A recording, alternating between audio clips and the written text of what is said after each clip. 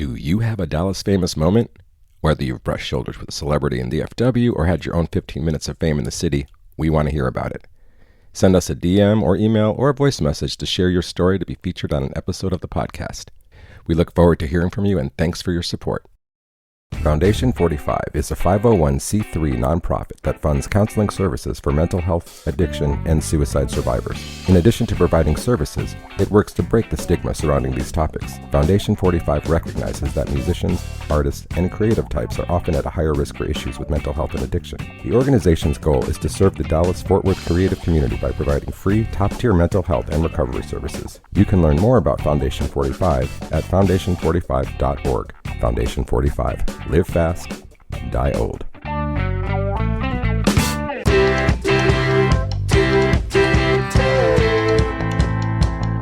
I'm Andrew Sherman. I'm a Texas transplant who has always been in pursuit of art as a career. I've played in bands, pursued an acting career in Hollywood, but I found it behind the lens of a camera here in Dallas, Texas. I was born in New York. I've lived in Chicago, Los Angeles, Austin, but I love Dallas. There's a magical artistic scene in Dallas that mostly goes unnoticed to the outside world. This podcast is focused on what makes it so special and the people who make it thrive artistically. If you don't live here, and even if you do, you might not have heard of them. This is the Dallas Famous Podcast. So who you gonna be? Who you gonna be when you're all grown up? Who you gonna be? Who you gonna be when you're all for us? Yeah. This week on the Dallas Famous Podcast, it's Callie Flowers.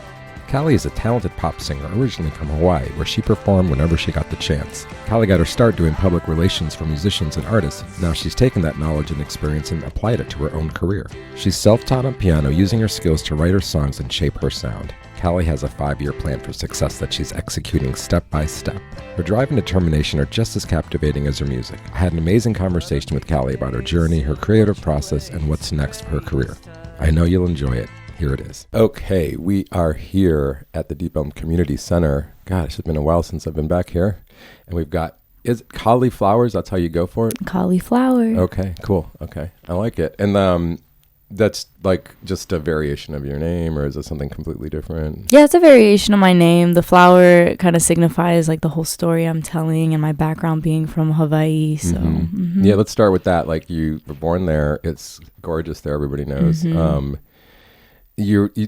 I was looking up some of your stuff. So you were like doing little performances when you're like 5 and 6. Yeah. Like, tell me about that. So it's really funny. So I was going to a Catholic school in Hawaii, and they would always have like talent shows, and it'd be held in the church. And I just like gravitated so much towards like R&B music. And so I was like, I want to perform like Sierra's 1-2 Step or TLC's No Scrubs in the church. But I loved performing, and I would get like my classmates to do it with me. And they knew like if they were going to sign up to do it with me, like we were going to have rehearsal. Like I was going to make sure we got the moves down. Like I was going all in, and I think I was only in like 2nd grade doing this. Right. So you had that performance bug like from the beginning. Okay. I loved it. And then did you start singing when you were little too, or does that come later? Yeah, I feel like singing kind of came with it. Like I started getting into choir at the same school, and then just going from there. Like music's just always something that like really spoke to me. I grew up with young parents, so every morning there was like Beyonce playing, or my dad was listening to 50 Cent. So I loved it. I gravitated towards it, and then I started doing it myself. Got it. Okay. And then, but you didn't, like, you were in Hawaii till what, age 8? Till 8. Yeah, okay. And then you came here? Yeah, then I came to Texas. Okay, that must have been a culture shock. You know what's funny? I actually visited Texas a year or so before I moved here, because my grandma had already lived here, and I loved it. Okay. And I think it was just because it was like the mainland so different from Hawaii. Yeah. Like I didn't even realize what like I actually had around me when I was on the island. So when I had the option to move to Texas or stay in Hawaii, I was like, I want to go to Texas. Yeah. I mean, are you happy with that, or you like wonder if you I think it was meant to be, honestly. Like I think the opportunities and the way everything aligned, I do think it was all meant to happen for a reason. I realized like we started, like I never do that. I never start with the actual bio. Like you're a singer, you promote yourself, you write, yes. Yes, And you right. play instruments, and you are makeup artist, and you also did PR stuff, Mm-hmm. right? Okay, so I just want to get that out there because people are like, who the hell is this person? Like, so that's who you are. Okay, so back to Texas. So you get to Texas, and then like I guess like was music something that hit you like more than other people, or like what was it that made you want to pursue that? I think for me, especially growing up in like a very Asian centered household, like expressing your emotions and being very vulnerable, it wasn't really like welcomed in the space. And I feel like I can speak to that to a lot of like people who come from that background. So I always took to writing. I always felt like it was a good way for me to let it out, express myself, keep it between me and myself and I. And I think that just like led into, you know, songwriting, and like since my love of music was already there, just like merging the two, and then it was history. Okay, like and how did the instruments start in your life? Like where did that come in? So I don't like professionally play instruments. I just always wanted a piano, and so I got one for Christmas in like 6th grade, I think, and I just watched YouTube videos. Uh-huh. And I just like taught myself, but like don't ask me the keys. I have no idea. Right, but enough to like be able to write. Right. Yeah, well, that's, I mean, same with me. I mean, I figured out chords later, but like, yeah, don't ask me what they are at this point. Okay, and then did you, like, you were doing like performances in high school? Yeah. Like what did that look like? Was it? So I was in choir too, but like again, anytime a talent show came around, I was in it. I was auditioning, like I was there. I just loved it so much, even when it would be like really scary for me, because I feel like in high school you kind of get like that angst and like anxiety comes to play. Like even though those things were happening, like I just still loved like being on the stage and like delivering a song that I really wanted other people to feel. Okay. So you, I mean, yeah, like obviously a performer. But then, okay, so at some point you started doing some PR stuff. Well, did I skip ahead? Like in college, or were you going for school for music? What were you doing at school? So it's funny. You didn't skip ahead, but so when I was like thinking my junior year in high school of what I was going to go to college for, again, Asian household, like medical field, become a nurse, that kind of thing. And that's what my mom wanted me to do. She like made me sign up for clinicals in high school. And like when we auditioned, because you had to like do an interview process to get into it, they were like, why do you want to do this? And I was like, well, because my mom wants me to. So I didn't get in, but I feel like then she like realized, okay, this isn't something that like my daughter wants. But a good like middle ground when I thought about it was journalism. Like it's still a realistic career for my parents to be okay with, but also still gets me in the door in the music industry. So I went to UNT at their School of Journalism and got my degree in marketing. Okay. Wow. Did you do anything music at UNT, or you kind of put that on the back burner? So I was in Glee Club. Oh, okay. I mean, UNT is like, you know, such a well-known music school. Oh, So yeah. I mean, I just loved being there, and like the 1 o'clock jazz club and like all those things. I would like write about them. So it was like still, you know, in my life, even though I wasn't actually doing music at the school. Sure. And so, okay, that makes sense. And also, I like your mom more that she recognized that, because I have friends who that's not how it went, and they're like doing their own thing, and the blessings aren't there. So it's nice that she got that. Yeah, for sure. I was a hard rebel. Oh yeah. Okay. All right. So then you're at UNT, and I mean, like, were you like antsy to sing more, to perform more, or were you kind of like just figuring it out still, and you're okay with what you were doing? I think this was at the time period where I was really figuring out what it would be like to actually be an artist and not just like basically do music, listen to music as a hobby. So that's when I started like actually making music and dropping it on SoundCloud when the SoundCloud days were around. Sure, I have a SoundCloud still. Yeah, out there. I will never tell anyone any of my songs on there, but Okay. that's when I was really experimenting of what it's like to actually be an artist. Sure. Okay. And so then, like, was that responsible part of your brain when you get out of school that like I'm gonna follow this? What was it? Were you a publicist first, or like tell me about that? Like right after school. Yeah, so the PR thing came along when I needed more like an internship. And so I remember going to the job fair at UNT, and I actually came across this one agency. It's Dallas based, and they were doing PR for musicians and fashion shows. And I was like, oh, this is right up my lane. Like I want to do this. And so I got the internships there, and that really, really set like the tone for me to like make all the connections I've made in Dallas and really get into the music scene and meet producers, and just like it was the foot in the door to like everything that I didn't know was going to come with my music. Okay, right. And then I feel like I saw in some article that sort of taught you how to do your own music career? Like, so you're working with other artists, like you were having experiences where you're like doing all that stuff, like as a publicist? Yeah, and what's crazy too is like at the time I wasn't thinking like, oh, I'm going into this because this is what I want to do when I'm an artist. I was just doing it for the love of it. And if I couldn't like be an artist or didn't know how to be it yet, at least I could work with other artists and help them with their music and get their message out there. So it's kind of full circle how it all came around. And like being in the PR industry for 8 years, I took everything I learned from campaigns I did, and now I'm doing it for myself. Right. Okay. That's cool. Was there? Can you remember the moment where you're like, I'm gonna make that crossover and become an artist, or were you doing it like little by little?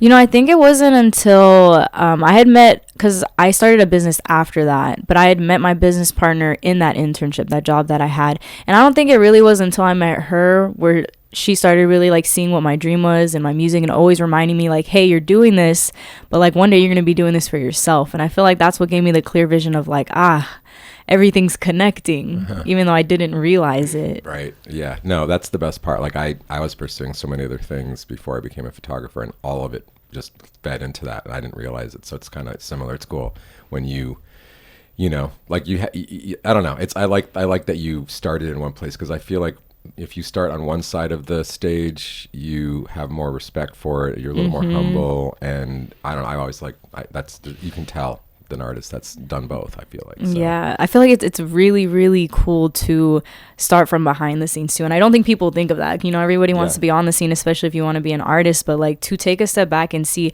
how the industry actually works, how music business works, how connections and stuff like are so important. I feel like that's what a lot of artists kind of like lack, because they don't know that. They just want to make music and be out there. Right. They just want it to be like instant, and they just want to do a show, put a song out, and everybody loves them. But no, you're right. Like the expression is like, it takes 10 years to be an overnight success. That's what I tell everybody. I'm like, it's 10 years. Yeah. And they're always like, why 10 years? I'm like, I don't know. It's just 10 years. Yeah, it is. I guess because of the people that know you and that see your work ethic, and, you know, somebody's seeing you working hard. It's not like that's instant. It's like after a while, it starts to build, and people are like, okay, we can count on this person. And then your talent, that's a whole other story. So, I mean, God, it must have been cool. Like, do you remember what did you do first? Did you do like a live performance? Did you record? Like, how did it start? So the whole thing of becoming an artist really started with recording. I met Sprouts Music when I was in college through Instagram. And so he was the one that I was going to his house recording music in his home studio. And those were the songs I was putting out on SoundCloud. Okay. And then I had the opportunity, because I had this one friend, Alex, and he really believed in me. He was like, I'm just going to be your manager. And I was like, okay. He had got me a show actually when the Prophet Bar was over here. Uh-huh. And that was my first show I ever did, Oh, wow. 2016.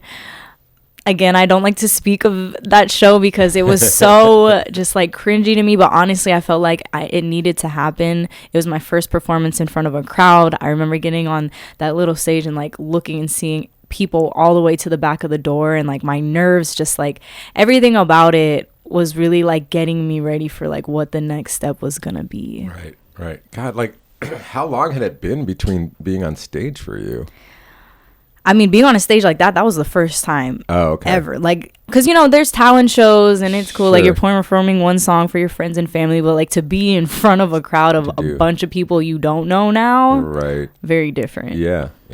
Okay. But obviously, it didn't freak you out. You kept going, right? I did keep going. I mean, my performance, yeah, you could see it freaked me out. I was like off key, like not like kind of awkward, but like I feel like everybody has to go through those moments. Yeah, I mean, like there's learning how to sing, and then there's learning how to sing on stage. It's two different things. I feel like. Yeah, and the mic is a whole other story. Learning how to use a mic and stuff. Okay, well, so then, what's your music look like now? Like, you said you just play enough to write. So, like, how are you like recording your songs? What does it look like when you're live? Like, let's get into that a little.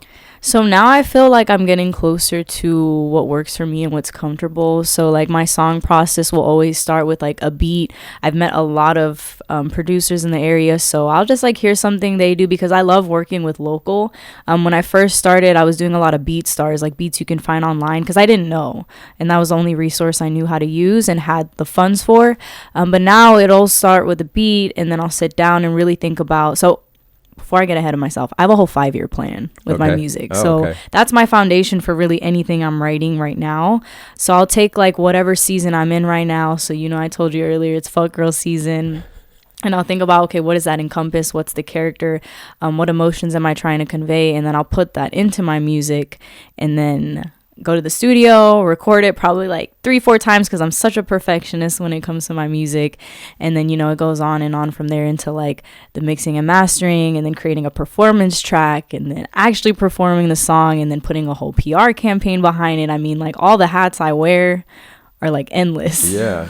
Okay, I have a few questions from that. So when you're performing, it's like you in a track that you've like recorded. There's not like a band or anything. Is that right? Not yet. Oh, but that's a future plan. Yes. Okay. Cool. Okay, let's talk about this release. It's FUCCGIRL. Mm-hmm. And where does that come from? Honestly, I just wanted to be different. I didn't want to like spell it the normal way of like saying it, but also the whole fuck girl season, it's like the beginning of everything I'm trying to tell. So my whole journey with this 5-year plan is really to tell the evolution of the human consciousness through my own perspective. Oh. And it all starts when you're like very oblivious, right? Because you don't know what you don't know. Yeah. And so that's like who the fuck girl is. She's moving carelessly, doesn't really think about the consequences of her actions. She's falling into a lot of vices, a lot of lust. And then, you know, what I'm working on next will kind of tell what happens when those consequences catch up to you. And that'll be like your next album, kind of? It'll be my next project.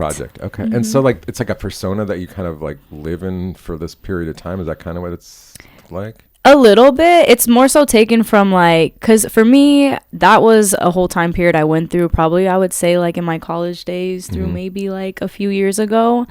So it's me just really like storytelling what it was like to be the fuck girl. Right. So you, let's talk about the song that you sent me. We're going to play that in a minute. What's the name of that song? Slow motion. Yeah. And so like tell us a little bit about that. So that was my favorite song. That one's been over a year in the making. I just randomly fell across this very like 2000s 90s R&B beat online, and I was at the time just practicing my songwriting, and so I played it one night. I was just singing to it. I like made a little TikTok about me making the song, and then I kind of put it away from there.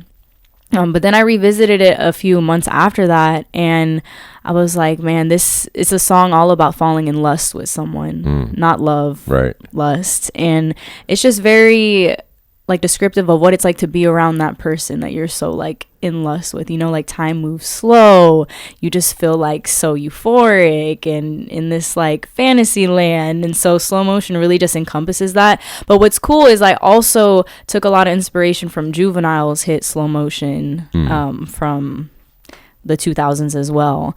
So I kind of like incorporated that sound with my music, and then it came out this masterpiece. Excellent. We're going to listen to it right now.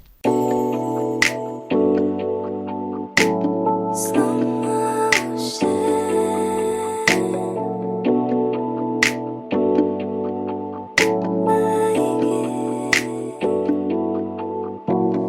Riding round 2 in the morning, the windows down, the rain be pouring. Yeah, we met at 12 without no warning. I like it, I like it.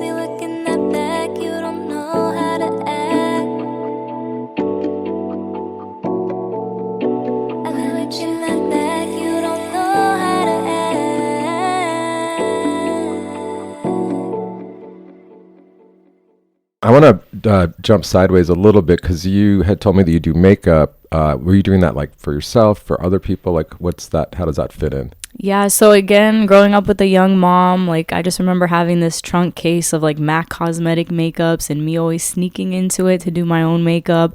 So I think I've always just like loved it so much, and like her being young, she wanted to like teach me how to do it. And so in middle school I started wearing makeup already, and then that kind of led me into high school where I was one of the friends who was a little more seasoned in how to do makeup. So everyone would always ask me to do their makeup, ask me for tips and all this stuff. And then leading into it, one of the jobs I had later on was actually at Sephora. Okay. And so yeah, makeup's just always been something I love doing. It's like a form of artistry for me. Like every face is a canvas, and I just love like painting it. Oh, I like that. That's interesting. Okay, cool. I remember you also. God, I have a few things I want to ask you about. All right, let's start with you. You have a pretty heavy social media presence, but you mentioned something about you got some criticism on a video from someone famous. Is that right? So what happened was I had done a promo video for Slow Motion. I put it out, and then I get this message from my friend probably like 4 days later, and it's this big artist, goes by Russ, and he had posted a video that looks like very similar. Like I was wearing a bandana, he was wearing a bandana, the car shot, like everything. And so I was like, I think it's so funny, I'm gonna make a video about it, like Russ copied me. And then it just like took off from there. The internet went crazy. They're still going crazy about it. It's at like 300,000 views now. Wow. And yeah, so it He's like upset or just no, he hasn't responded. Oh, the fans it's are just the people. Yeah, the wow. fans, the people. Are like people giving you crap or like It's kind of a mix of both, there's people who are like, well, if, like take it as a compliment, like every big artist, they'd be taking ideas from independent small artists. And then other people will be like, what are you talking about? This shot has been done since the 90s. Have you seen the Joker scene movie? And they'll like drop gifs in the comments. So it's a mix of both. I hate the internet sometimes. But I mean, I guess it's cool because it's getting you attention. Is that like getting you like listens and stuff out of that? Yeah, I mean, I gained so much more followers and listeners as well, translating to my platforms. So I'm like, I like to. Someone was like, there's a bunch of haters in your comments. I was like, I like to call them algorithm boosters. I'm going to steal that. That's great. Yes, it's true. It's like, like even, like the clickbait stuff, like it's what gets people to your page sometimes, I fight with Lisa, my social media person. I fight with her about like what I'm willing to show of my personal life on it. And then I'm like, wait, what are you talking about? Why aren't we getting more engagement? And she's like, because you don't listen to me. So I'm like, yes, I'm a dinosaur, I admit it. All right, let's go over Texas music scene. Well, first of all, I mean, is there any Hawaiian like influence left in your music? Is that like, were you too young when you left, or like do you pay attention to any of that growing up?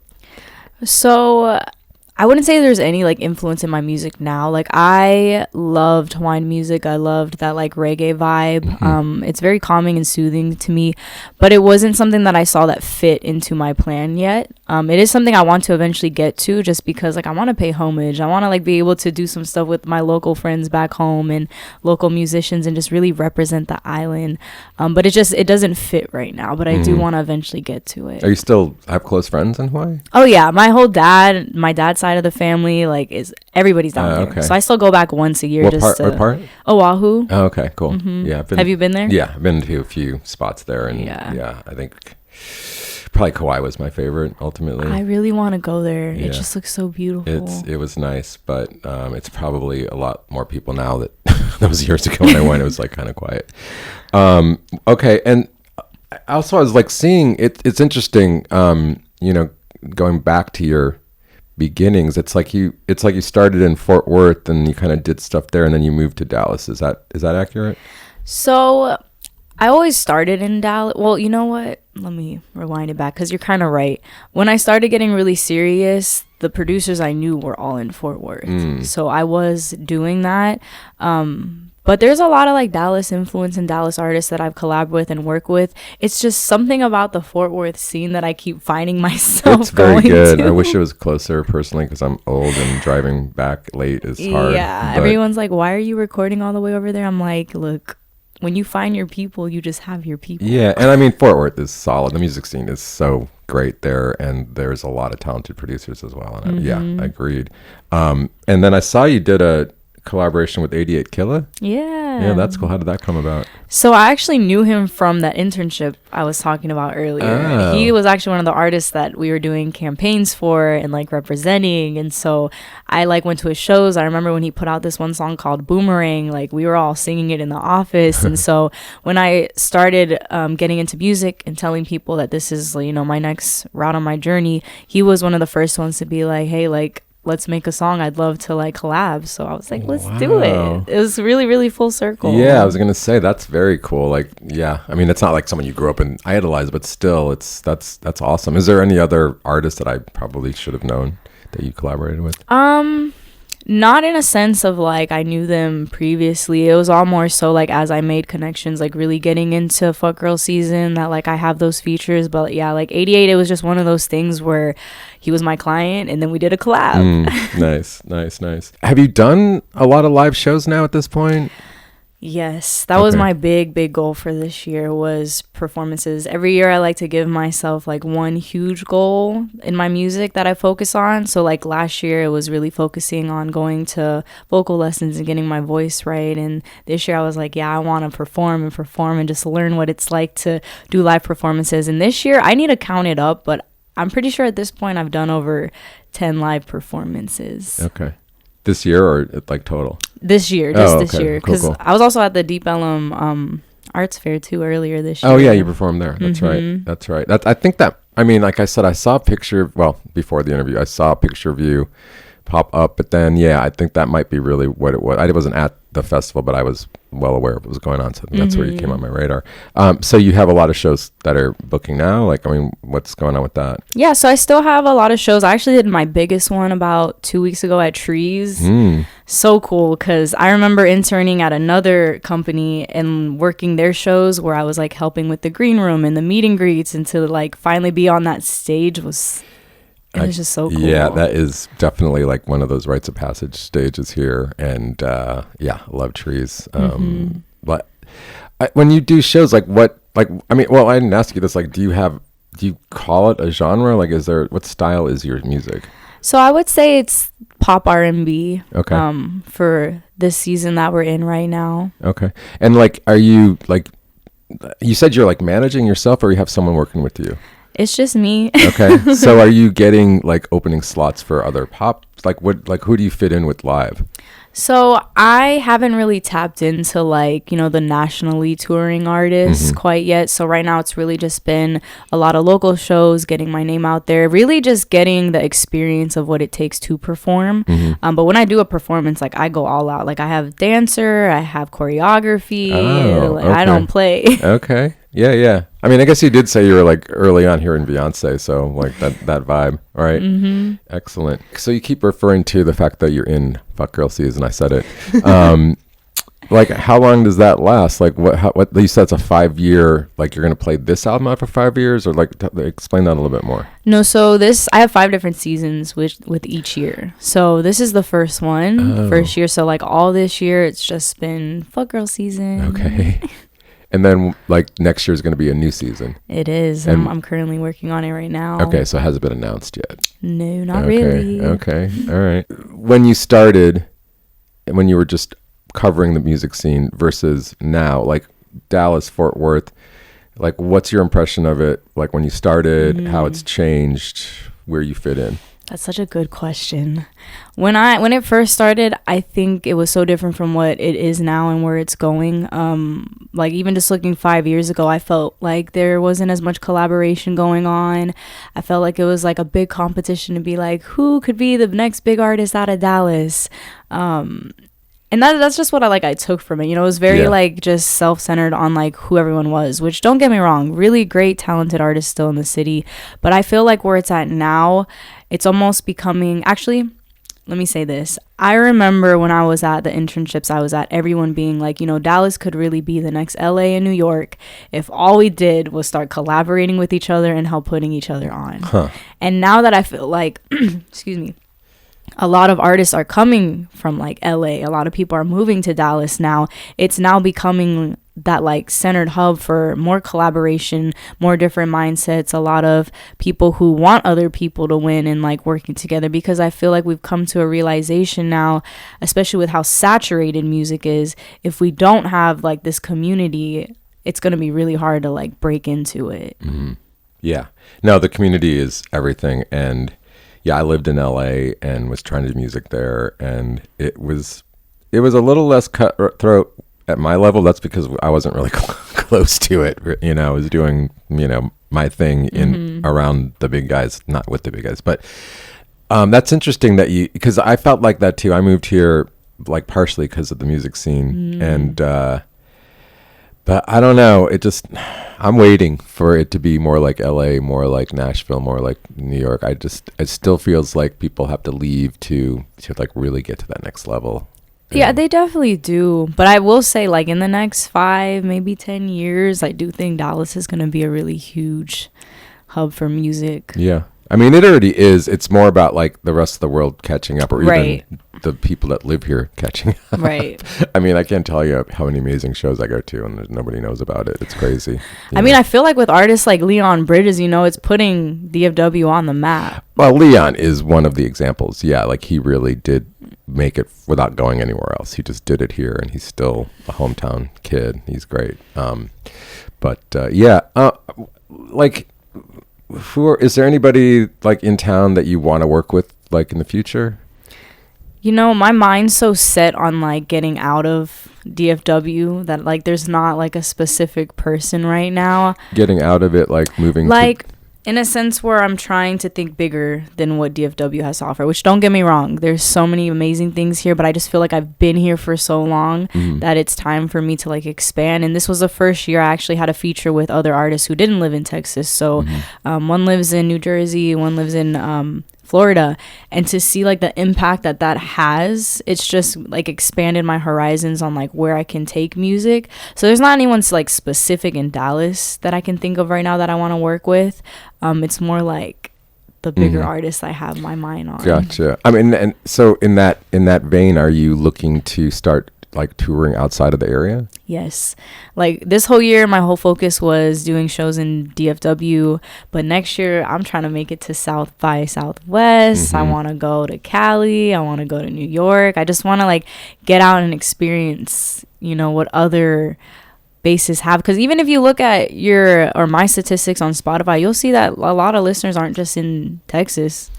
Oh, yeah. No, I mean, there's like, I think it's smart to have a good solid base that's not LA or New York, but then you can't just stay. You gotta go and come and, make your name all around and the connections you make. And yeah, for sure. Yeah, I think it's one of the smart things for artists to do is to look at their stats of like where their listeners are coming from and then going to those places and doing shows. Yeah, absolutely. I mean, it's wild to listen to how, like, in a positive way, calculated, like, like how you have this stuff kind of mapped out. And I'm sure there's some improv, like, because you don't always know what's going to happen. But I respect that you started where you started, and like, you work toward it to get to where you're at now. And it's cool to see such a smart person doing it. Thank you. So. It's a little hard to like be in strategic communications and not want to be strategic with like your own stuff. So yeah. Well, but again, I mean, and then of course, like obviously the passion of your art like was just always there, and it's just cool that you were able to let it out and not just be like, I wonder what would happen if, So, what do you have coming up? Is there stuff people can see you coming up? This episode's coming out like soon, so whatever's coming up should time out. Yeah. So I have a new single that'll be coming out sometime in October. It's called Cadence. It'll kind of wrap up Fuck Girl season. And then coming up next, I'll just exclusively announce it. Okay. But I will have an EP coming out next year called Lost Girl Season that I'm working on. Again, really touching on what happens when all of your actions start catching Right. up to you. And then outside of that, I'll be performing more shows in the area, so just make sure to look out for that. Okay. Yeah, we'll have everything linked. I'm bummed. I only now learned about Fuck Girl season, and it's almost over. It's so sad. At least you caught it. Yeah, it's true. It's true. I got to experience a little bit of it. Callie, this was great. Is there anything else before we go you want to throw out there? I just really want to say to anyone listening that like has a passion or dream within them, the last thing you ever want to do in life is look back and regret something that you hold so close to your heart. So if you really feel like there's something out there that you're very passionate about, just do it, Yep, well said. Well said. All right. Hey, thanks for coming down. It was great. We'll have the links for everything in the notes. And yeah, thanks again. Thank you for having me. I'd like to thank my guest, Callie Flowers. You can check out her music and upcoming shows in the links below. We got to hear the song Slow Motion. Get your own Dallas Famous Podcast t-shirt. The link is now available in the show notes. Thank you again to the Deep Ellum Community Center for letting us record there. Theme song, Unstoppable by Salim Nuralla. Thank you for listening. Please like, subscribe, follow, all the good stuff, and share it with your friends. We'll see you next time.